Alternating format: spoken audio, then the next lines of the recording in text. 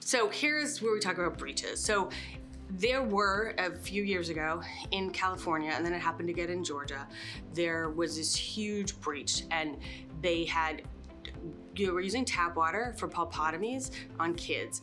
Hundreds and hundreds of kids got huge infections, pieces of their jaws removed, life-changing medications, treatments. These kids will never be the same. And it happened in California, and then there's a Georgia case on the tail end of that.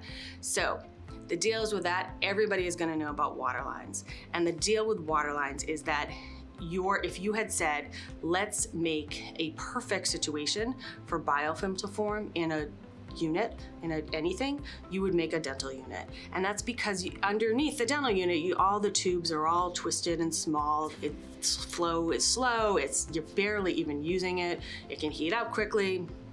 Biofilm forms.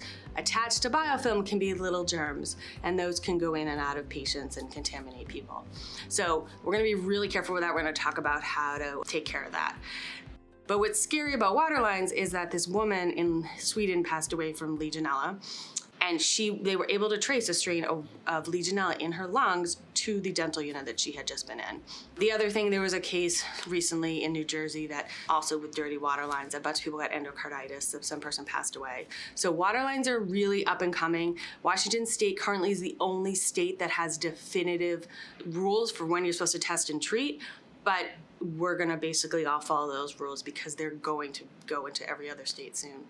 Another thing that is so easy for you to do, but that happens so often, is checking the chemical indicators. So there's been cases where people have realized at the end of the day, oh my gosh, the chemical indicators haven't changed and I've been treating patients with potential dirty instruments all day long. And then you have to call patients and you have to tell them that, thanks for coming, but now you have to test yourself for AIDS and hepatitis.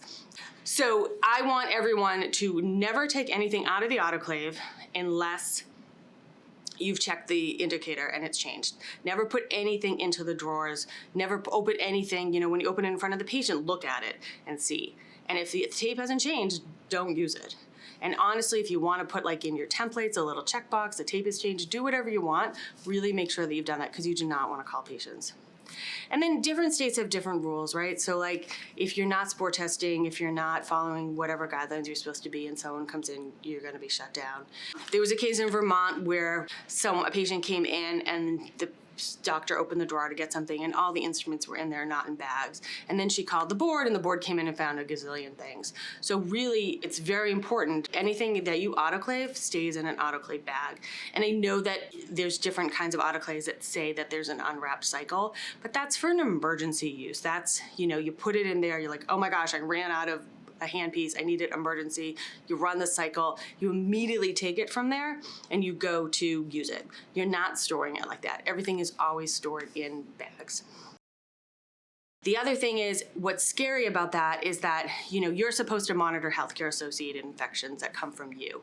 So there's been a huge increase in the hospital world with healthcare associated infections, and it's definitely been from lack of infection control protocols. Understandably so, they're overwhelmed, overworked, super busy with COVID. I get why it's happened, but we don't want it to bleed into dental. So really stay on top of your infection control protocols.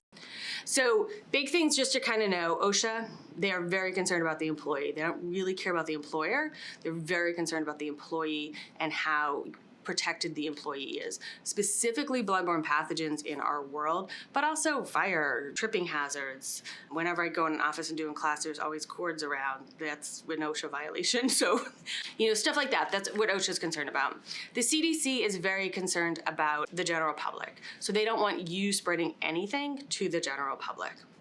And then you need to make sure that you're using an EPA-registered hospital-grade disinfectant. I think during COVID, a lot of people were kind of making their own concoctions, but you have to have something that's on list N, and you gotta double-check list N and make sure that you know the kill time. Some of them have changed, and that it is on there because that's for an emerging viral pathogen claim.